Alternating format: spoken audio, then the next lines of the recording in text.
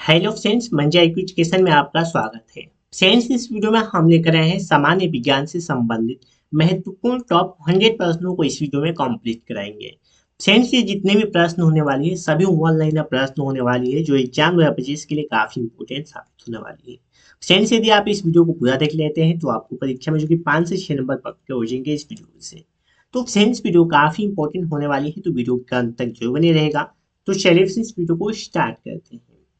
Friends, सबसे बात करेंगे पहले हम मानव शरीर से संबंधित कुछ महत्वपूर्ण प्रश्नों को कंप्लीट करते हैं।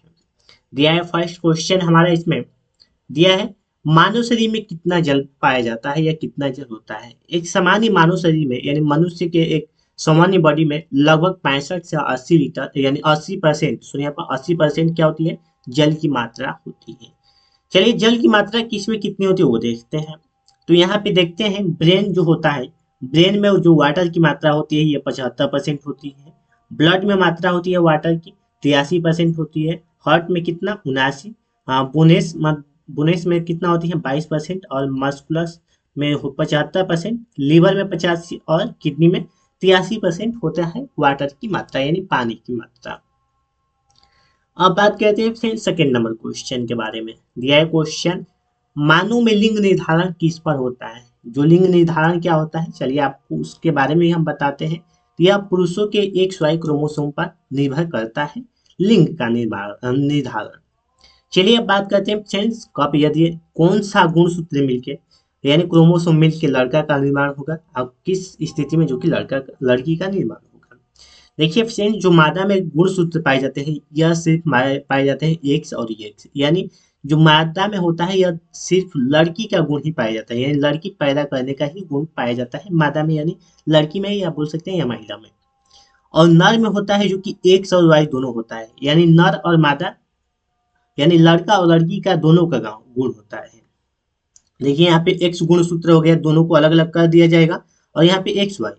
अगर देखिए लड़की कब होगी, यानी लड़की कब होगी जब आप महिला का एक्स गुणसूत्र ये और ये पुरुष का एक एक्स गुणसूत्र ये दोनों मिलेगा, यानी एक्स एक्स मिलेगा तो क्या होगा, लड़की का निर्माण होगा, यानी लड़की पैदा होगी।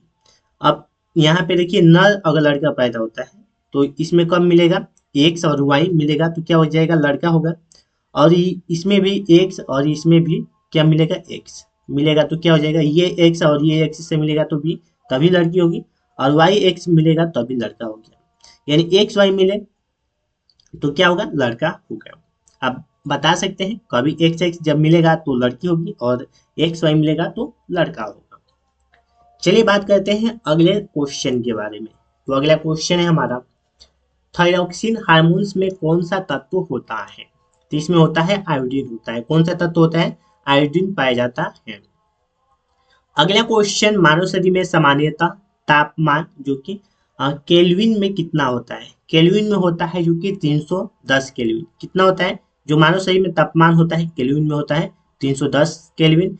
सेल्सियस में होता है 37 डिग्री सेल्सियस और फारेनहाइट में 98 डिग्री फारेनहाइट। कितना, 98 डिग्री फारेनहाइट होता है ये, और ये होता है सेल्सियस में होता है। अगला क्वेश्चन है, कुपोषण किससे होता है। जो कुपोषण होता है लड़कों में किससे होता है, तो अल्प व असंतुलित भोजन करने से क्या होता है, कुपोषण का शिकार हो जाते हैं। कुपोषण का शिकार मतलब होते हैं जो लड़के होते हैं, छोटे छोटे लड़के होते हैं, उनके जो कि देह पैर जो कि क्या होते हैं, सूखने लगते हैं, पेट बाहर निकलने लगता है, वो कुपोषण का शिकार हो जाते हैं। अगला क्वेश्चन है, मानव शरीर में कितने प्रकार के अमीनो अम्ल होते हैं। तो अमीनो अम्ल 20 प्रकार के होते हैं मानव शरीर में, 20 प्रकार के। अगला क्वेश्चन है हमारा, दूध में कौन सा पोषक तत्व पाया जाता है। तो जो दूध में पोषक तत्व होता है यह पाया जाता है, प्रोटीन पाया जाता है, कार्बोहाइड्रेट पाया जाता है, कैल्शियम और पोटेशियम। पोटेशियम ये सभी हमारे दूध में पाए जाने वाले पोषक तत्व हैं। अगला क्वेश्चन है, पीयूष ग्रंथि को क्या कहते हैं। तो पीयूष ग्रंथि को कहते हैं मास्टर ग्रंथि, यानी पीयूष ग्रंथि को मास्टर ग्रंथि भी कहते हैं। चलिए दिया है क्वेश्चन हमारा, कौन सी ग्रंथि रक्तचाप को नियंत्रित करती है। कौन करती है नियंत्रित, यह करती है मेडुला ग्रंथि करती है रक्तचाप को नियंत्रित। अगला फ्रेंड्स क्वेश्चन है, इंसुलिन का स्राव कहाँ होता है, यानी कहाँ से होता है इंसुलिन का स्राव। तो यह होता है अग्नाशय से, अग्नाशय से स्राव इसका होता है। अगला क्वेश्चन है थायरोक्सिन हार्मोन्स क्या नियंत्रित करता है? जो थायरोक्सिन हार्मोन्स है यह नियंत्रित करता है वृद्धि एवं चयापचय का नियंत्रण करता है। अगला क्वेश्चन है हमारा बीज रहित फल वाला पौधा क्या कहलाता है? तो जो बीज वाला रहित यानी जिसमें बीज नहीं पाए जाते हैं उस पौधे को कहते हैं फल वाले पौधे को कहते हैं, क्या कहते हैं? अनावृतीय बीजीय, अनावृतीय बीजी पौधा कहते हैं। अगला क्वेश्चन है हमारा साग सब्जियों के अध्ययन को क्या कहते हैं? तो इसके अध्ययन को कहते हैं ओलेरिक ओलेरिकल्चर। क्या कहते हैं? ओलेरिकल्चर कहते हैं साग और सब्जियों के अध्ययन को। अगला क्वेश्चन है टमाटर पकाने पर लाल क्यों हो जाता है? यानी टमाटर जो पकने पर लाल क्यों दिखाई देने लगता है? तो यह लाइकोपीन के कारण जो कि टमाटर लाल दिखाई देते हैं पकने के बाद। अगला हमारा क्वेश्चन है दुनिया का सबसे बड़ा पक्षी कौन सी है? तो शुतुरमुर्ग दुनिया की सबसे बड़ी पक्षी है जिसकी कोशिका भी सबसे बड़ी होती है। यानी प्रश्न पूछा जा सकता है कि सबसे बड़ी कोशिका किसकी होती है? तो यह होती है शुतुरमुर्ग की। कोशिका मतलब होते हैं जो अंडे होते हैं जिससे जीव उत्पन्न करने की यानी क्षमता होती है, उसे हम कोशिका बोलते हैं। शरीर का सबसे कठोर पदार्थ क्या है? तो एनेमल, जो कि शरीर का सबसे कठोर पदार्थ है जो हमारे दांतों में पाए जाते हैं। किस में पाए जाते हैं? दांतों में पाए जाते हैं। अगला क्वेश्चन है मानव हृदय में कितने कोशिका होती है? यानी कोष्ठ होते हैं। तो ये 4 कोष्ठ होते हैं मानव हृदय में। चलिए अगला क्वेश्चन जो है हमारा शरीर को ऊर्जा कौन देता है? जो शरीर होता है हमारा ह्यूमन बॉडी है इसमें ऊर्जा कौन देता है? तो कार्बोहाइड्रेट और वसा। कार्बोहाइड्रेट और वसा से हमारे शरीर में पूरी शरीर में ऊर्जा की मात्रा होती है। अगला क्वेश्चन है मनुष्य के रक्तचाप क्या जो कि पाया जाता है? रक्तचाप में क्या पाया जाता है? तो रक्तचाप में हीमोग्लोबिन पाया जाता है। हीमोग्लोबिन मतलब होता है जो ब्लड होता है, हीमोग्लोबिन पाया जाता है मनुष्य के रक्तचाप में। सो यहाँ पर रक्त में पाया जाता है। अगला क्वेश्चन है अर्धसूत्र विभाजन में गुणसूत्रों की संख्या क्या हो जाती है? तो गुणसूत्रों की संख्या आधी हो जाती है। कितनी हो जाती है? आधी हो जाती है। अगला क्वेश्चन है ऑक्सीजन की कमी, सॉरी यहाँ पे ऑक्सीजन की कमी से कौन सा रोग होता है? तो ये रोग होता है जो कि हाइपोकेस्मिया जो रोग होता है ऑक्सीजन की कमी से होता है।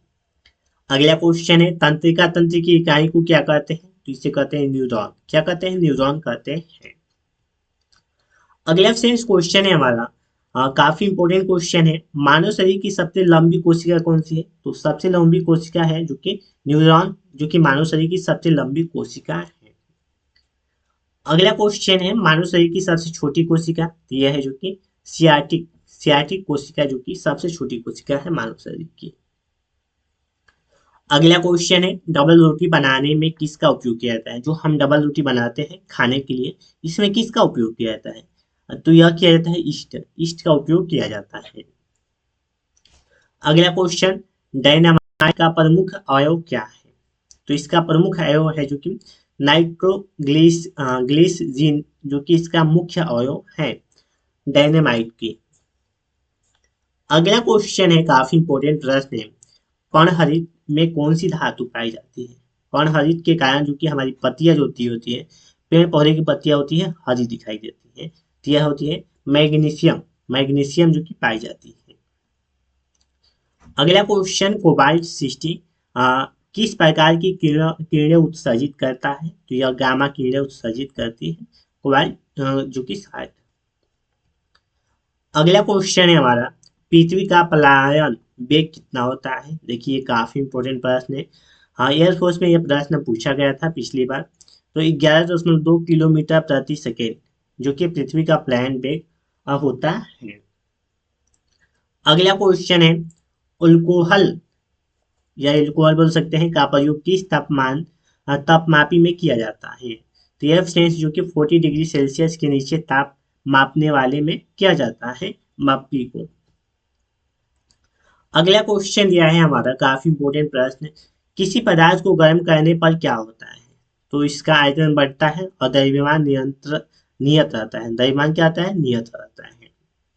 ध्वनि की चाल किस पर निर्भर करती है? तो फ्रेंड्स, जो ध्वनि की चाल होती है माध्यम की प्रत्यास्था व घनत्व पर निर्भर करती है ध्वनि की चाल। सबसे अधिक, सॉरी यहाँ पे फ्रेंड्स क्वेश्चन स्किप हो गया। हाँ, दिया है क्वेश्चन हमारा, सबसे अधिक ध्वनि की चाल किस अवयव में होती है, किस अवस्था में होती है?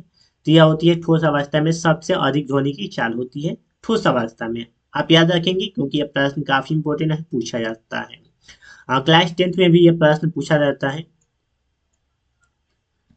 अगला क्वेश्चन है सामान्य आंख के लिए जो कि दूरी बिंदु कितनी होती है? तो फ्रेंड्स, सामान्य आंखों के लिए दूरी बिंदु, इसका कोई दूरी बिंदु नहीं है, यह अनंत तक देख सकते हैं। कितनी? अनंत तक हम अपनी आंखों से देख सकते हैं। अगला क्वेश्चन है प्रकाश का सबसे अच्छा परावर्तन क्या है? प्रकाश का सबसे अच्छा परावर्तन जो कि है क्या है? समतल दर्पण। समतल दर्पण प्रकाश का सबसे अच्छा परावर्तन है, प्रवर्तक है। अगला क्वेश्चन है इंद्रधनुष का निर्माण किन क्रियाओं से होता है? तो यह पूर्ण आंतरिक प्रवर्तन या अपवर्तन या बोल सकते हैं वर्ण विक्षेपण के कारण इंद्रधनुष हमें दिखाई देता है, यह इंद्रधनुष का निर्माण होता है। अगला क्वेश्चन है प्रकाश का प्रकीर्णन किस पर निर्भर करता है? तो यह तरंग दैर्ध्य पर निर्भर करता है प्रकाश की प्रकीर्णन। अगला क्वेश्चन है सबसे कम तरंग दैर्ध्य किसकी होती है? तो यह होती है गामा किरणों की सबसे कम तरंग दैर्ध्य होती है। अगला हमारा काफी इंपोर्टेंट प्रश्न आ गया, निकट दृष्टि दोष का कारण क्या है? फ्रेंड्स, नेत्र लेंस का मोटा होना और फोकस दूरी कम होना। यदि आपको हो जाता है आपकी आंखों में तो आपको निकट दृष्टि दोष हो जाएंगे।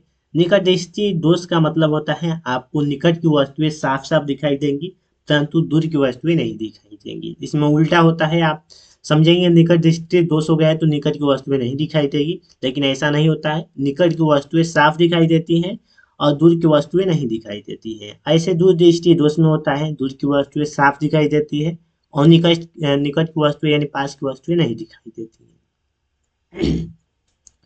अगला क्वेश्चन है हमारा अर्धचालक पर ताप का प्रभाव क्या पड़ता है, यानी प्रभाव क्या होता है?